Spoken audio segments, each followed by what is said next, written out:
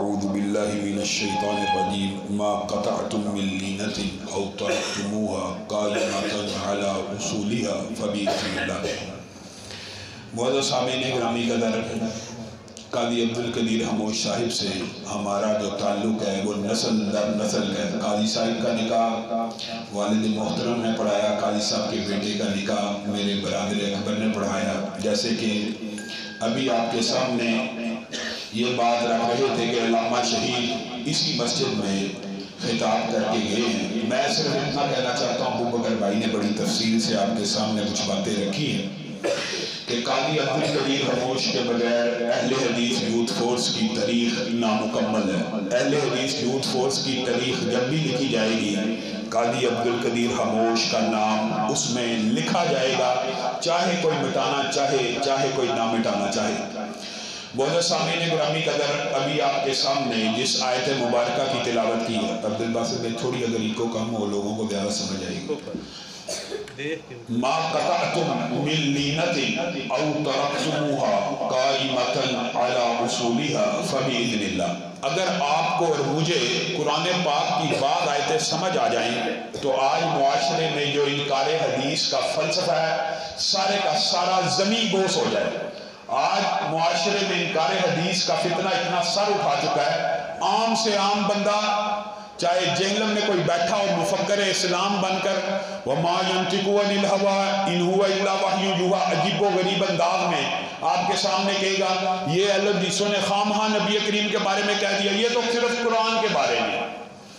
میرے بھائیو، چند دلائل اپنے بچوں کو سمجھائیں، آپ بھی سمجھ لیں، ساری زندگی کے لیے یاد کر لیں۔ نبی کریم صلی اللہ علیہ وسلم کو یہودیوں نے دھوکہ دیا تھا نا، تو نبی کریم صلی اللہ علیہ وسلم نے صحابہ کو حکم دیا، کیا حکم دیا؟ جاؤ یہ جو سامنے کی جھاڑیاں ہیں نا ان کو کاٹ دو، اور یہ جو اس سائیڈ کے درخت ہیں ان کو چھوڑ دو۔ کس نے حکم دیا تھا؟ نبی کریم نے۔ کن کو حکم دیا تھا؟ صحابہ اکرام کو۔ اگر بات صرف یہی سمجھ آ جائے تو انکار حدیث کا فتنہ گر جائے۔ کس نے حکم دیا؟ نبی کریم نے۔ کس کو حکم دیا؟ صحابہ کو۔ جب حکم دے دیا صحابہ کے، نبی کے حکم کے اوپر عمل شروع کیا، جھاڑیاں کاٹنی شروع کی، یہودیوں نے شور مچانا شروع کر دیا، وویلا کرنا شروع کر دیا۔ کیا کہا؟ یہ کیسا رسول ہے، یہ کیسا پیغمبر ہے، لوگوں کی کھیتیاں اجاڑتا ہے، یہ درختوں کو کاٹنے کے لیے آیا، یہ بربادی کرنے کے لیے آیا، معاذ اللہ۔ صحابہ کے ذہن میں وہم ڈالنے کی کوشش کی، کنہوں نے؟ یہودیوں نے۔ حکم کس نے دیا تھا؟ نبی کریم نے۔ کاٹا کس نے؟ صحابہ نے۔ اب جب یہودیوں نے سازش کی اور یہ فتنہ کھڑے کرنے کی کوشش کی، آسمان سے آیت اترنا شروع ہو گئی، جو آیت آپ کے سامنے پڑھی، ما قطعتم من لینۃ او ترکتموها قائمۃ علی اصولها۔ یہاں تک کی ترجمہ ہو تو بات مکمل ہے، لیکن اللہ نے کوئی کسر چھوڑی نہیں حدیث کو اپنا حکم کہنے کی۔ کیا کہا؟ اے صحابہ، ما قطعتم، نہیں تم نے کاٹا کوئی درخت یا کوئی چھوڑا تم نے درخت، اس کی جڑوں پہ باقی، علی اصولها فبإذن اللہ۔ کیا کہا؟ فبإذن اللہ۔ کس کے حکم پہ؟ ابھی تو ہم نے پڑھا ہے کہ حکم کس نے دیا تھا؟ نبی کریم نے۔ کاٹا کس نے تھا؟ صحابہ نے۔ اللہ تو کہہ رہا کہ میں نے حکم دیا تھا۔ غامدی صاحب سے آپ یہ سوال کریں جو علی اعلان کہتے ہیں سارے احکامات قرآن پاک کے اندر موجود ہیں، یہ جو اللہ کہہ رہا ہے فبإذن اللہ، میں نے حکم دیا تھا کاٹنے کا، اس آیت میں تو صاف پتہ لگ رہا ہے ما قطعتم، نہیں تم نے کاٹے تھے، ماضی کا صیغہ ہے، یہ تو ماضی کی بات آ گئی، نہیں تم کاٹ چکے جو درخت یا چھوڑ چکے جو درخت، وہ کس کے حکم سے؟ اللہ کے حکم سے۔ یہ آیت تو قرآن پاک میں موجود ہے۔ یہ آیت کہاں پہ موجود ہے جو اللہ کہہ رہا ہے فبإذن اللہ، میرے حکم سے کاٹے تھے؟ قرآن پاک کی کون سی صورت ہے، کون سی آیت ہے جس میں اللہ نے صحابہ کو کہا ہو یہ درخت کاٹ دو، یہ درخت چھوڑ دو؟ بتائیے۔ نبی کے حکم کو اللہ کہہ رہا ہے فبإذن اللہ، حکم نبی کا تھا لیکن اللہ کہہ رہا ہے میرا حکم تھا۔ بات سمجھ آئی؟ نبی کا حکم اللہ کا حکم ہوتا ہے، نبی کی بات اللہ کی بات ہوتی ہے۔ یہ آپ کو خواہ کسی نے مغالطہ ڈال دیا کہ نبی کا حکم علیحدہ ہے، اللہ کا حکم علیحدہ ہے، یہ سب سے بڑا دین کے اوپر حملہ ہے، دین کا بنیادی ماخذ اگر آپ غور فکر کریں تو آپ کو سمجھ آ جائے گی۔ ہمیں اللہ کا پیغام کس نے دیا ہے؟ نبی کریم۔ اللہ کا بتایا کس نے ہے؟ اللہ دیکھا ہم نے، جبریل امین کو ہم نے دیکھا ہے۔ نبی کہیں ایک اللہ ہے، ایک فرشتہ آتا ہے، یہ کلام اللہ ہے، یہ بات کلام اللہ ہے، وہ تو تم مانتے ہو، اور ایک بات کو نبی کریم کہ یہ میں اس کی تشریح کر رہا ہوں وہ تم نہیں مانتے۔ افتؤمنون ببعض الکتاب، اور وقت کی قلت ہے، نہیں تو آپ کے سامنے یہ بات بھی تفصیل سے رکھ دیتا کہ کتاب اللہ سے مراد بھی نبی کریم صلی اللہ علیہ وسلم کی حدیث ہے اور قرآن ہے۔ حالی بعض لوگوں نے یہ سمجھ لیا کتاب اللہ سے مراد صرف قرآن ہے۔ صرف دو دلیلیں رکھوں گا، یہ الگ ایک لمبا چوڑا موضوع، میں اپنے موضوع کی طرف واپس آؤں گا کہ نبی کا حکم اللہ کا حکم ہوتا ہے، یہ ہمارا موضوع ہے۔ لیکن آپ کو یہ بات بھی سمجھانی ہے کہ کتاب اللہ سے مراد فقط قرآن نہیں ہے، کتاب اللہ سے مراد دین کے دونوں ماخذ ہیں۔ اِنَّ عِدَّةَ الشُّهُورِ عِندَ اللَّهِ 12 شَهْرًا فِي کتاب اللہ، فی سارے کہ یہ فی کتاب اللہ۔ اب غامدی صاحب سے جا کے پوچھئے، اللہ تو کہہ رہا ہے اِنَّ عِدَّةَ الشُّهُورِ، گنتی کے مہینے 12 ہیں، کہاں پہ؟ کتاب اللہ میں۔ اٹھائیے پورا قرآن پاک، 12 مہینے قرآن پاک سے نکال کر دکھا دیجئے۔ غامدی صاحب آپ 12 مہینے اس قرآن پاک سے نکال کے دکھا دیجئے، کیونکہ آپ کہتے ہیں، دعویٰ کرتے ہیں کتاب اللہ صرف قرآن ہے۔ اگر صرف قرآن ہے تو وہ 12 مہینے جو اللہ کہہ رہا ہے کتاب اللہ میں ہے کہاں ہیں؟ نکال کے دکھائیے۔ رمضان تو مل جائے گا، باقی مہینے کہاں سے ملیں گے بتائیے؟ پھر اللہ کہہ رہا ہے منہا اربعۃ حرم، 4 مہینے حرمت کے ہیں، کہاں پہ ہیں؟ فی کتاب اللہ۔ اگر قرآن کے ساتھ حدیث کو ملائیں گے جو ہم ملاتے ہیں، جو بریلوی بھی ملاتے ہیں، جو بندی بھی ملاتے ہیں، اہل حدیث بھی ملاتے ہیں، یہ کون سا نیا فرقہ مارد وجود میں آ گیا جو دین کے ماخذ کا انکار کرنا شروع ہو گیا؟ اگر ہم حدیث کو قرآن کے ساتھ ملا کے کتاب اللہ مانیں گے، آپ کو بھی اور مجھے بھی 12 مہینے بھی مل جائیں گے اور حرمت کے 4 مہینے بھی مل جائیں گے۔ جب آپ غامدی صاحب سے پوچھیں گے نا وہ 12 مہینے کتاب اللہ میں اللہ تو کہہ رہا ہے، یا تو اللہ کے اوپر کہہ دے کہ اللہ نے کہا تو ہے کہ کتاب اللہ میں ہے لیکن لکھے نہیں تھے، معاذ اللہ بھول گئے تھے، 4 مہینے کہا تو ہے لیکن لکھے نہیں، یا تو یہ کہہ دے صریحاً انکار کر دے۔ آپ اس سے سوال کریں گے نا بڑے خاموشی سے مسکراتے ہوئے کہے گا بعض چیزیں تاریخ سے بھی مل جاتی ہیں، بعض چیزیں تاریخ سے بھی مل جاتی ہیں۔ یہ کون سا مذہب ہے؟ یہ کون سا دین ہے؟ تاریخ کے اوپر تو ایمان لایا، حدیث کا انکار کر دیا، تاریخ کا اقرار اور حدیث کا انکار۔ ان عدت الشہور، یہ آیت اپنے بچوں کو یاد کرائیے، کتاب اللہ سے مراد اللہ کی قسم کئی مرتبہ قرآن بھی ہوتا ہے، کئی مرتبہ قرآن حدیث بھی ہوتا ہے، اور کئی مرتبہ صرف حدیث بھی ہوتا ہے۔ اس کی مثال یہ 12 مہینے کی تعداد، یہاں پہ جو مراد ہے یہ قرآن و حدیث کے مجموعے کا نام ہے، اور بعض جگہ صرف حدیث بھی ہوتا ہے۔ بات آئی ہے تو یہ بھی بات سمجھ لیجیے، رسول اللہ صلی اللہ علیہ وسلم کے پاس ایک وفد آیا اور آ کے کہنے لگا اقضی بیننا بکتاب اللہ، اللہ کے رسول ہمارے مابین کتاب اللہ سے فیصلہ کر دیجئے۔ رسول اللہ نے جواب میں کیا کہا؟ والذی نفسی بیدی، رسول اللہ کو قسم کھانے کی ضرورت ہے، اس ذات کی قسم جس کے ہاتھ میں محمد صلی اللہ علیہ وسلم کی جان ہے، لأقضین بینکما بکتاب اللہ، میں تمہارے درمیان فیصلہ کروں گا کہاں سے؟ کتاب اللہ سے۔ قسم کھا کے کہہ رہے ہیں، اور لَأَقْضِيَنَّ، جو طالب علم اور علماء بیٹھے ہیں وہ جانتے ہیں یہاں پہ تاکید کا صیغہ ہے، قسم کے بعد پھر تاکید ہے، لَأَقْضِيَنَّ بَيْنَكُمَا بِكِتَابِ اللَّهِ، میں تمہارے درمیان فیصلہ کروں گا کہاں سے؟ کتاب اللہ سے۔ اور فیصلہ کیا جاری کیا؟ فیصلہ اپنے سننا ہے، فیصلہ یہ جاری کیا، انیس بیٹا جاؤ عورت سے پوچھ کے آؤ کہ اس نے رضا کے ساتھ اس غلام کے ساتھ تعلق قائم کیا تھا، شادی شدہ عورت ہے تو اس کو رجم کر دیا جائے، اس کو سنسار کر دیا جائے۔ اگر وہ اقرار کرے، عورت نے اقرار کیا، اس کو رجم کی سزا نبی کریم صلی اللہ علیہ وسلم نے شک جاری کر دی، کہا یہ جو لڑکا ہے یہ غیر شادی شدہ ہے، اس کو 100 کوڑے لگائے جائیں اور 1 سال جلا وطن کر دیا جائے۔ اب رسول اللہ صلی اللہ علیہ وسلم قسم کھا کے کہہ رہے ہیں میں کتاب اللہ سے فیصلہ کروں گا۔ اگر کتاب اللہ سے مراد جیسے منکرین حدیث صرف غامدی صاحب نہیں ہے، मुनकरीन हदीस की एक बड़ी लंबी चौड़ी किस्म है। अबू बकर भाई आए रोज सोशल मीडिया पे, उनके साथ गुफ्तो शनीद कर रहे होते हैं और वो अजीबो गरीब है, हैरान को उनके मदद का एक बातें हैं, यहाँ तक कह देते हैं कि हाँ हमारे नजदीक कुत्ता भी हलाल है, मुआद ये भी कह दिया है अलल इनान सोशल मीडिया के ऊपर। आप इनसे ये पूछिए कि अल्लाह के रसूल ने कसम खा के कहा मैं किताबुल्लाह से फैसला करूंगा, और फैसला क्या जारी किया? एक फैसला जारी किया जिसकी कितनी शिकें हैं? 3। एक कोड़े लगाए जाएंगे, दूसरा 1 साल के लिए जलावतन किया जाएगा, और तीसरा रजम कर दिया जाएगा संसार। अगर किताबुल्लाह से मुराद सिर्फ कुरान पाक है, उठाइए कुरान, ये 3 शिकें कुरान पाक से निकाल कर दिखा दीजिए, एक शिक तो मिल जाएगी 100 कोड़ों वाली, बाकी 2 शिकें कसम तो मुआद अल्लाह या तो कह दें, कसम तो रसूलुल्लाह ने खाई थी मैं किताबुल्लाह से फैसला करूंगा, लेकिन जब फैसला करने की बारी आई तो हदीस से कर दिया। हदीस किताबुल्लाह नहीं है, मुआद अल्लाह। ये आपको और मुझे मुगालता डाला जाता है।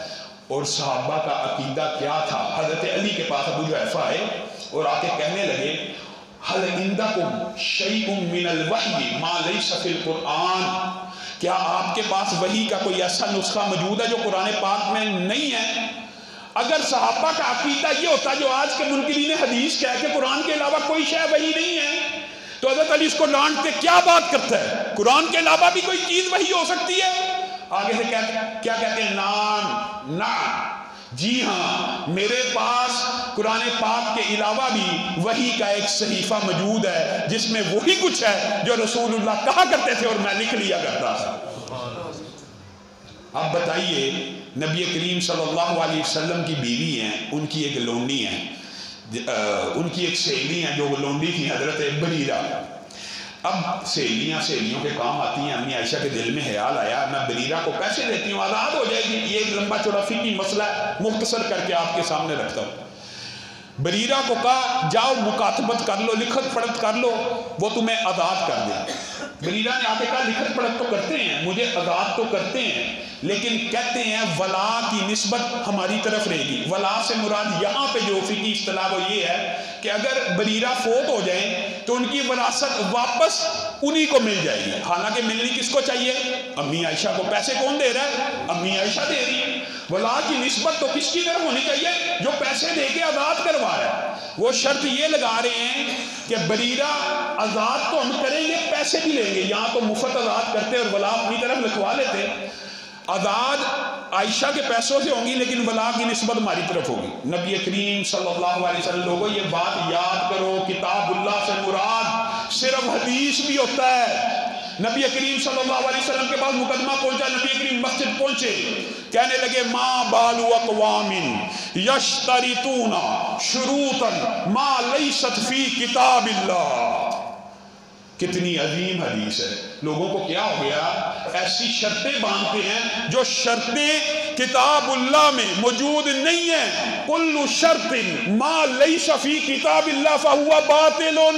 हर वो शर्त जो किताबुल्लाह में मौजूद नहीं है बातिल है। और किताबुल्लाह में जो शर्त है वो क्या है? इन्नमल वलाउ लिमन आतका। वला की निस्बत उसकी तरफ होगी जो आज़ाद करेगा। अब बताइए गांधी साहब, इन्नमल वलाउ लिमन आतका, रसूलुल्लाह कह रहे हैं कि किताबुल्लाह में जो शर्त है वो ये है कि जो आज़ाद करेगा वला की निस्बत उसकी तरफ होगी। ये कुरान पाक की कौन सी आयत है? अगर किताबुल्लाह से मुराद खाली कुरान है तो बताइए ये कुरान पाक की कौन सी सूरत है, कौन सी आयत है? बात को आसान करने के लिए आपको समझाता हूँ। ये जो मैंने आपके सामने बात की है ना, ये मजाक नहीं किया। जब इनके सामने कदूसी साहब, अबू याया नूरपुरी साहब, इस तरह के लोग अकली मंतक की बात रखते हैं ना कि कुरान पाक में तो मुर्दार हराम है और कुरान पाक में तो सिर्फ ये जानवर खंजीर का जिक्र है तो बाकी सारे हलाल हैं, उनके पास कोई जवाब नहीं पड़ता। एक तरफ मछली को हराम कह देते हैं क्योंकि मछली को भी निकाला जाए तो मुर्दार हो जाती है, मछली को बेचारे हराम कहते हैं जमाए उम्मत के खिलाफ, और कुत्ते को हलाल कहना शुरू कर देते हैं क्योंकि कुत्ते का लफ्ज कुरान पाक में मौजूद नहीं। अजीबो गरीब अकल के ऊपर पर्दा पड़ा हुआ है। मैं आपके सामने 2 मिसालें रखता हूँ। नबी करीम सल्लल्लाहु अलैहि वसल्लम ने इरशाद फरमाया, आपको पता है अगर कोई मुनकर हदीस हो आप उसको सजदा किसको कहते हैं? وہ اب انہوں نے ایک نیا فلسفہ گاڑ لیا. پہلے تو کچھ ایسے تھے جو ٹائم بائیں اور نماز کی حیت بدل ہے. اب ان کو پتہ لگ گیا, لوگ پڑھتے ہیں, سجدے اور رکوع کا علم ہے. وہ کہتے ہیں یہ جی سجدہ اسی کیفیت کا نام ہے جو آپ کرتے ہیں, جو رسول اللہ نے کیا سجدہ اسی کو کہتے ہیں. اگرچہ قرآن پاک میں اس کا ذکر موجود نہیں ہے. ایک طرف ان کے جو سرکیل ہیں وہ یہ بات سمجھنے کی ضرورت ہے, کہتے ہیں ہر حکم کہاں پہ ہے؟ قرآن پاک میں. ہر نہی کہاں پہ ہے؟ قرآن پاک میں. اس کا کیا مطلب ہوتا ہے؟ اوامر اور نواہی سارے کے سارے قرآن پاک میں موجود ہیں. اگر یہ صرف قرآن پاک میں موجود ہیں, کئی مرتبہ تو قرآن پاک کی آیتیں ایسی ہیں کہ اللہ تعالیٰ نے, آپ حیران رہ جائیں گے, مریم کے باب میں وَاسْجُدِي وَارْكَعِي, کتنی عجیب بات ہے. اللہ تعالیٰ نے سجدے کا ذکر پہلے کیا. کس سے؟ رکوع سے. اب سجدہ پہلے ہے نماز میں کہ رکوع پہلے ہے؟ کیسے فیصلہ کیا جائے گا؟ سجدہ کس کیفیت کو کہتے ہیں؟ نبی کریم نے خود بیان کیا, امرتو. جو کیفیت آج ہم سجدے کی کرتے ہیں, اکثریت منکرین حدیث اس کے اوپر ایمان لے کے آئے ہیں لیکن اپنے فلسفے کے خلاف ہے. کیوں؟ وہ بھی سن لیجیے. نبی کریم صلی اللہ علیہ وسلم نے فرمایا امرتو. کیا مطلب ہوتا ہے امرتو کا؟ میں حکم دیا گیا ہوں. رسول اللہ کو حکم دینے کی جرت کس کو ہے بتائیے؟ کیا اللہ کے علاوہ رسول اللہ کو کوئی حکم دے سکتا ہے؟ امرتو ان اسجد علی 7 اعظم, میں محمد صلی اللہ علیہ وسلم حکم دیا گیا ہوں کہ میں 7 ہڈیوں پہ سجدہ کروں. جس طرح ہم کرتے ہیں 2 پاؤں کی, 2 گھٹنے, 2 ہاتھ کی اور ایک پوری ہڈی ناک سمیت ماتھے سمیت, ہم 7 ہی ہڈیوں پہ سجدہ کرتے ہیں. میں حکم دیا گیا ہوں 7 ہڈیوں پہ سجدہ کرنے کا. اب آپ نے یہ سوال منکرین حدیث سے کرنا ہے کہ رسول اللہ صلی اللہ علیہ وسلم کو کوئی بندہ, کوئی صحابی تو حکم نہیں دے سکتا. کون دے سکتا ہے؟ اللہ. اور آپ کہتے ہیں سارے احکامات کہاں ہیں؟ قرآن پاک میں. قرآن پاک کی وہ کون سی آیت ہے جس کے اندر یہ لکھا ہو امرتو کے بعد یا امرتو کے بغیر؟ امرتو ان اسجد علی 7 اعظم, یہ حکم قرآن پاک کی کس آیت میں ہے بتائیے, دکھا دیجیے. سجدہ بھی آپ حدیث رسول کے بغیر کر نہیں سکتے. اور یہ بات صرف امرتو کے ساتھ نہیں ہے, یہ جو پراپوگنڈا کے نواہی بھی صرف قرآن پاک میں ہے. تو رسول اللہ صلی اللہ علیہ وسلم نے اس اشکال کو بھی دور کر دیا. نہیتو پہلے تھا امرتو, اب کیا ہے؟ نہیتو ان اقرأ القرآن راکعا او ساجدا. میں منع کیا گیا ہوں. بتائیے اللہ کے علاوہ کوئی رسول اللہ کو منع کر سکتا ہے؟ میں منع کیا گیا ہوں رکوع اور سجدے میں تلاوت قرآن پاک میں. بتائیے یہ قرآن پاک کی کون سی آیت ہے؟ دکھا دیجیے. قرآن پاک میں یہ حکم کہاں پہ موجود ہے؟ میرے بھائیوں, جو حکم رسول ہے وہی حکم خدا ہے. کتنی عام فہم جھٹکی ایک بات کر کے اپنی بات کو آگے بڑھاؤں گا. قرآن پاک میں 700 سے زائد, آپ کو ایمانداری سے اور ذمہ داری سے یہ بات بتا رہا ہوں, 700 سے زائد مقامات ایسے موجود ہیں جہاں پہ اللہ نے بل واسطہ یا بلا واسطہ آپ کی اور میری ہدایت کا سرچشمہ قرآن کے علاوہ کس کی ذات کو کہا ہے؟ نبی کریم صلی اللہ علیہ وسلم کی ذات کو. کبھی کہا رسول اللہ کی اطاعت کرو, کبھی کہا جو رسول اللہ دیں اس کو پکڑ لو, جس سے روکے رک جاؤ. ان تمام آیتوں کا نچوڑ ایک آیت میں پھر اللہ رب العزت نے کیسے بیان کیا ہے؟ لقد کان لکم فی رسول اللہ اسوہ. رسول اللہ کی زندگی تمہارے لیے نمونہ ہے. رسول اللہ کی زندگی تمہارے لیے, اب بات سمجھ رہے, رسول اللہ کی زندگی تمہارے لیے. اب آپ ایک دردی کو کے پاس جائیے, یا کسی موچی, کوئی مثال سمجھانے کے لیے کہہ رہا ہوں, معاذ اللہ, کوئی اللہ کی توہین مقصود نہیں ہے لیکن بات سمجھانے کے لیے کہہ رہا ہوں. آپ میں سے کوئی بندہ کسی دردی کے پاس جائے اور اس کو کہ میرا سوٹ سیمپل کے مطابق سی دو, پھر کال کرے سیمپل کے مطابق سی دو, پھر کال کرے 10 مرتبہ کے, 11ویں دفعہ تو وہ ضرور کہے گا یار تو کتنا بدعقل ہے, سیمپل دیتا نہیں, نمونہ میرے پاس پہنچا نہیں, سیمپل میرے پاس آیا نہیں, بار بار کہتا ہے سیمپل کے مطابق سی دو. یہاں پہ غور کیجئے, اللہ نے 700 سے زائد مقامات پہ جو سیمپل ہے, جو نمونہ ہے, جو نشست ہے, جو برخاست ہے, کس کی نمونہ بتائی ہے؟ رسول اللہ صلی اللہ علیہ وسلم کی. اور نمونہ ہی محفوظ نہیں, نمونہ ہی محفوظ نہیں, تو اللہ میرے اور آپ سے کیا ڈیمانڈ کر سکتا ہے؟ کیسے ڈیمانڈ کر سکتا ہے؟ یہ منکرین حدیث کو کس چیز کا مغالطہ لگ گیا, کس شیطان نے ان کو دھوکہ دے دیا؟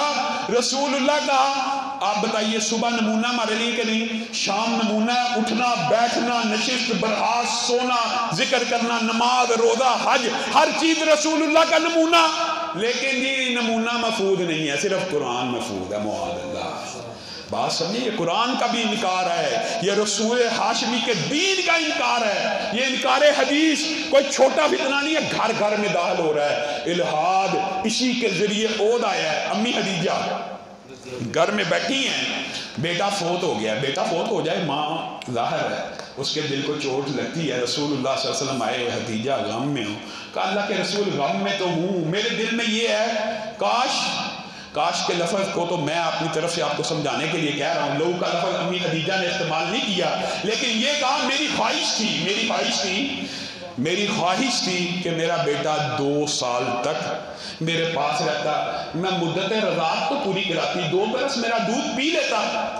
رسول اللہ صلی اللہ علیہ وسلم سن رہے ہیں امی خدیجہ کی خواہش، کہتے ہیں اے خدیجہ اگر آپ چاہتی ہیں تو میں اللہ سے دعا کر کے آپ کو آپ کے بیٹے کے دودھ پینے کی آواز بھی سنوا دیتا ہوں۔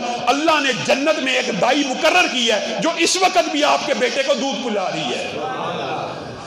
امی خدیجہ نے آگے جو جواب دیا، خدا کی قسم انکار حدیث کے سارے فلسفے زمین بوس ہو جائیں۔ بتائیے کسی عورت کا بیٹا دنیا سے گیا ہو، کوئی پیارا آپ کا دنیا سے گیا ہو، آپ کو آپشن مل رہی ہو کہ آپ اس کی آواز سنیں، آپ نہیں سنیں گے؟ اللہ کی قسم سنیں گے۔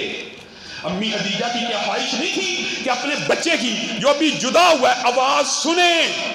لیکن امی عائشہ کے ذہن میں یہ بات موجود تھی کہ اگر میں آواز سننے کا مطالبہ کروں گی تو شاید میرا ایمان بالحدیث کمزور پڑ جائے۔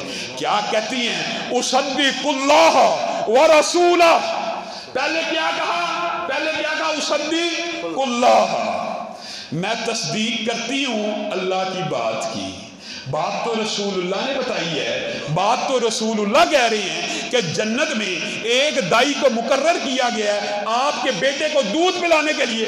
امی خدیجہ جواب میں کہہ رہی ہیں میں اللہ کی بات کی تصدیق کرتی ہوں، کیونکہ امی خدیجہ کا عقیدہ یہ ہے کہ نبی کریم اپنی مرضی سے بولتے ہی نہیں، جب بھی بولتے ہیں اللہ کی وحی کے تابع ہو کے بولتے ہیں۔ یہ ایمی بندوں نے یہ فلسفہ پھیلا دیا، یہ جی صرف قرآن کے بارے میں تھا، یہ عام احادیث کے بارے میں نہیں تھا، یہ آپ کو مغالطہ ڈالا گیا۔ اللہ کی قسم یہ ہر حدیث یہی مغالطہ عبداللہ بن عمر بن العاص کو بعض لوگوں نے صحابہ نے آ کے کہا یہ اشکال پیدا ہو سکتا ہے، اشکال پیدا ہونا بری بات نہیں ہے، لیکن وہ کلیئر ہو گیا ہے، سینکڑوں سال پہلے کلیئر ہو گیا۔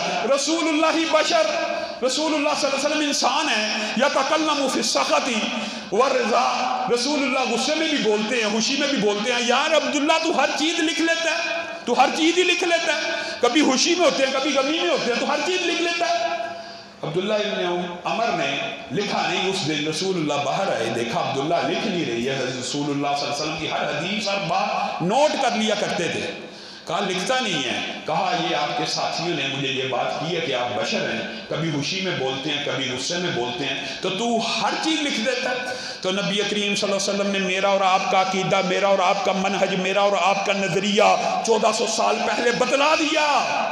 اکتب فوالذی نفسی بیدی ما یخرج منہ الا حق، لکھ اے عبداللہ لکھ اس ذات کی قسم جس کے ہاتھ میں محمد کی جان ہے، اس زبان سے حق کے علاوہ کچھ نہیں نکلتا، اس زبان سے حق کے علاوہ کچھ نہیں نکلتا۔ اسی لیے نبی کریم صلی اللہ علیہ وسلم نے جب ایک مرتبہ ایک صحابی نے نبی کریم صلی اللہ علیہ وسلم سے پوچھ لیا، اشکال آ جاتا ہے کہ جس طرح ہر سال روزے فرض ہیں، اے اللہ کے رسول افی کلی عام یا رسول اللہ، کیا ہر سال ہی حج فرض ہے؟ رسول اللہ خاموش ہو گئے، پھر کہا پھر خاموش ہو گئے، پھر کہا پھر خاموش ہو گئے، کچھ ٹائم گزرا، کہا اقرا بن حابس کو بلا کے لاؤ، آئے تو رسول اللہ نے کہا کیا سوال پوچھتا تھا؟ اللہ کی قسم اگر اس زبان سے صرف نعم نکل جاتا، یعنی 3 حرف نکل جاتے نا، تو ہر سال کے لیے امت کے اوپر فرض ہو جاتا۔ یہ دین ہے، نبی کی ہر بات دین ہے، اور صحابہ کا یہی ایمان ہے، صحابہ کا یہی ایمان ہے، صرف امی خدیجہ کا ایمان نہیں ہے۔ حضرت عبداللہ ابن مسعود کا ایک گھر تھا، حضرت عبداللہ ابن مسعود کا ایک گھر تھا کوفہ میں، ایک گھر ان کا کوفہ میں بھی تھا، ایک مدینہ میں بھی تھا۔ ایک مرتبہ کوفہ میں موجود تھے، کوفہ میں آندھی آ گئی، تیز رفتار، سرخ، ایسے لگے آگ کی لپٹیں آسمان کو جا رہی ہیں۔ کوفہ والوں نے کہا قیامت آ گئی، آگ آ گئی ہے۔ آندھی آ گئی، آپس میں مشورہ کرنے لگے کیا کریں۔ کچھ لوگوں نے کہا مسجد میں جاؤ، سجدے میں پڑ جاؤ، بس آخری وقت سجدے میں جان نکل جائے گی، شاید اللہ معاف کر دے۔ کچھ نے کہا گھروں میں چلے جائے، بیوی بچوں کے ساتھ قرآن پڑھنا شروع کر دو، تلاوت میں موت آ جائے گی، اللہ تعالیٰ شاید معاف کر دے گا۔ اس طرح کی مختلف باتیں ہوتی رہی تو لوگوں نے کہا عبداللہ ابن مسعود کوفہ میں موجود ہیں، نبی کریم صلی اللہ علیہ وسلم کے صحابی ہیں، آئیے ان سے مشورہ کرتے ہیں کہ قیامت تو آ گئی ہے، ہمیں اپنا آخری عمل کیا کرنا چاہیے۔ عبداللہ ابن مسعود کے گھر کے باہر جا کے شور ڈال دیا، اور اگر صرف دروازہ کھٹکا لیتے، عبداللہ ابن مسعود کو کہتے کہ باہر آئیے آپ سے مشورہ کرنا ہے، تو یقین مانیے وہ باہر آ جاتے، لیکن باہر آ کے کیا کہا؟ جاءت الساعہ، جاءت الساعہ، اے عبداللہ ابن مسعود قیامت آ گئی ہے، قیامت آ گئی ہے، قیامت آ گئی ہے۔ عبداللہ ابن مسعود اندر ہی بیٹھے ہیں، شاید باہر آ جاتے۔ اب جب یہ الفاظ سنے قیامت آ گئی ہے تو اندر سے ہی آواز لگا کے کہتے ہیں اللہ کی قسم قیامت اس وقت تک نہیں آ سکتی، کیونکہ میں نے رسول اللہ صلی اللہ علیہ وسلم کو فرماتے ہوئے سنا ہے اس وقت تک زمین کے اوپر قیامت بھی نہیں آئے گی جب تک زمین کے اوپر ایک بھی وراثت کو قرآن و حدیث کے مطابق تقسیم کرنے والا ہوگا۔ کہا ابھی تو بہت سے بندے ہیں باہر نکل کے بھی نہیں دیکھا، آندھی کو دیکھنا گوارا نہیں کیا، اور وہیں سے جواب دے دیا۔ یہ صحابہ کا حدیث رسول کے اوپر ایمان ہے، اور بڑی بات ہوتی ہے تحقیق سے، فلسفے سے، منطق سے بڑی بڑی باتیں کی جاتی ہیں۔ میرے بھائیوں اللہ کی قسم حضرت علی کا ایک سنہرا واقعہ ہے، وہ بیان کر کے اپنی بات کو ختم کروں گا، آپ کا زیادہ ٹائم نہیں لینا چاہتا۔ حضرت علی کو، حضرت زبیر کو اور حضرت مقداد کو رسول اللہ صلی اللہ علیہ وسلم نے ایک دن طلب کیا، تینوں جوان صحابہ، جرنیل صحابہ، ان کو کہا انطلقوا حتی تأتوا روضۃ خاخ، انطلقوا حتی تأتوا روضۃ خاخ، اے میرے صحابہ تینوں جاؤ یہاں تک کہ تم روضہ خاخ نامی وادی میں پہنچو۔ یہ مکہ اور مدینہ کے درمیان ایک وادی تھی، وہاں تمہیں ایک عورت ملے گی، اونٹ کے اوپر بیٹھی ہوئی، کجاوے کے اوپر بیٹھی ہوگی، اس کے پاس ایک خط ہوگا، وہ خط لے کے واپس آ جانا، بس عورت کو چھوڑ دینا، صرف اتنی ڈیوٹی لگائی۔ اب یہ تینوں صحابہ روضہ خاخ نامی وادی میں پہنچ گئے، تو جب وہاں پہ پہنچے رسول اللہ کی حدیث کے مطابق اونٹ بھی موجود ہے، عورت بھی موجود ہے، انہوں نے تلاشی لینا شروع کی، اونٹ کی تلاشی لی، عورت کی تلاشی لی، عورت کے سامان کی تلاشی لی، کجاوے کی تلاشی لی، ہر چیز کی تلاشی لینے کے بعد جب تھک ہار گئے تو حضرت علی نے آپ کا اور میرا عقیدہ بتلایا، کہا تحقیق تو کہتی ہے کہ تیرے پاس خط موجود نہیں ہے، بتائیے اگر دنیا کا کوئی بادشاہ ہوتا اپنے ہرکاروں کو بھیجتا اور کہتا فلاں بندے کے پاس فلاں چیز ہے، تو وہ تلاشی لے کے واپس آ جاتے، کہتے کہ آپ کو غلط اطلاع ملی ہے۔ لیکن یہاں پہ معاملہ یہ ہے کہ جس کو اطلاع ملی ہے اور جس نے اطلاع دی ہے اس کو اطلاع دینے والا کون ہے؟ رب ہے۔ یہاں پہ حضرت علی کہتے ہیں تحقیق تو کہتی ہے کہ خط تیرے پاس نہیں ہے، لَتُخْرِجِنَّ الْكِتَابَ أَوْ لَتُلْقِيَنَّ الثِّيَابَ۔ اب تحقیق کی بات میں نہیں کر رہا، تحقیق تو کہتی ہے خط تیرے پاس نہیں ہے، لیکن میرا ایمان بالحدیث کہتا ہے خط تیرے پاس ہے۔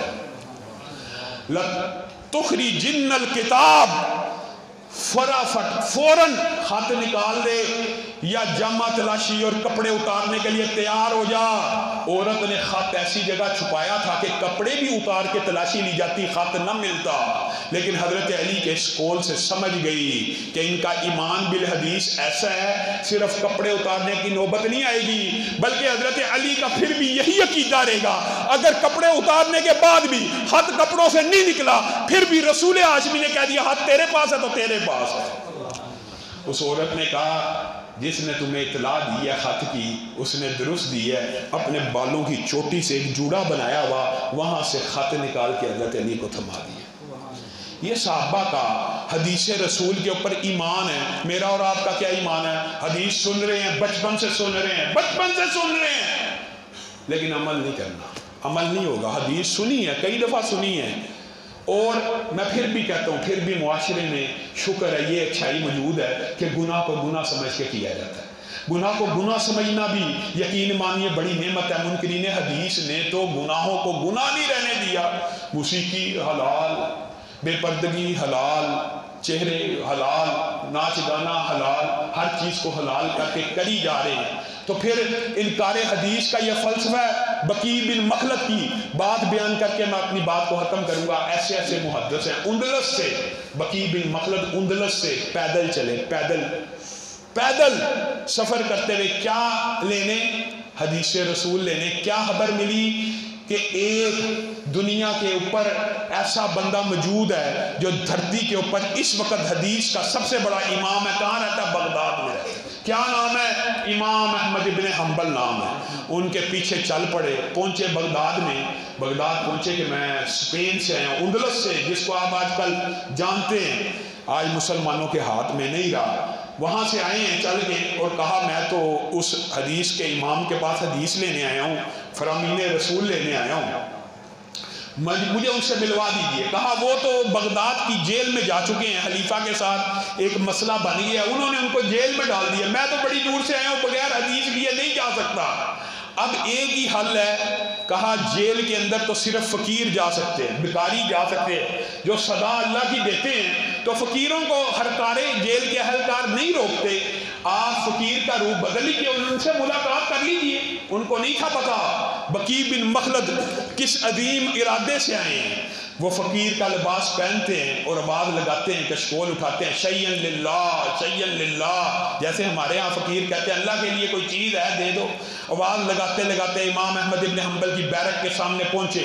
इमाम साहब को अर्ज़ की, स्पेन से आया हूँ सिर्फ हदीस का सबक लेने के लिए, और ये रूप बदल के जब तक आपके पास जितनी हदीसें मौजूद हैं लेके नहीं जाऊँगा, हर रोज़ फ़कीर बन के आऊँगा। इमाम अहमद इब्न हम्बल मुस्कुराने लगे। फिर रोज़ का मामूल ये होता, फ़कीराना लिबास में आते इमाम अहमद इब्न हम्बल, खड़े खड़े 5, 7, 6 हदीसें बयान कर देते, सबक पूरा हो जाता। और बकी बिन मखलद जो सारे दिन में शय्यन लिल्लाह करके सदका इकट्ठा होता, बाहर आते, लोगों में बांट देते, हदीस को याद करते। जब अपने वतन वापस पहुंचे, जो बात हमारे मौजू से ताल्लुक़ रखती है वो ये है, अपने वतन वापस पहुंचे तो साथियों ने कहा बकी क्या लेके आए हो, क्या लेके आए हो? बकी बिन महलद ने कहा अल्लाह की कसम, जमीन की धरती के ऊपर, जमीन की पुष्ट के ऊपर ऐसा इल्म लेके आया हूं कि जिसका इनकार दज्जाल के अलावा कोई नहीं कर सकता। आज मुनकरीन हदीस आम है और बकी बिन महलद कह रहे हैं जिसका इनकार दज्जाल के अलावा कोई नहीं कर सकता। अल्लाह रब्बुल इज्जत जो कहा गया है, जो सुना गया, उसको समझने की तौफीक इनायत फरमाए।